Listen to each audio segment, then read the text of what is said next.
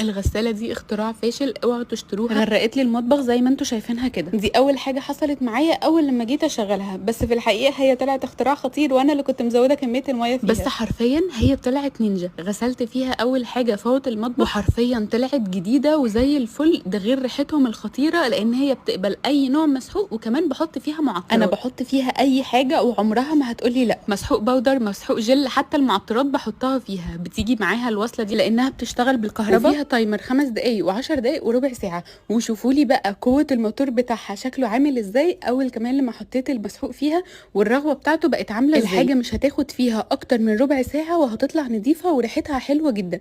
بحطها في الحوض زي ما انتوا شايفين كده، لو خايفين من كميه الميه ان هي تكون زياده.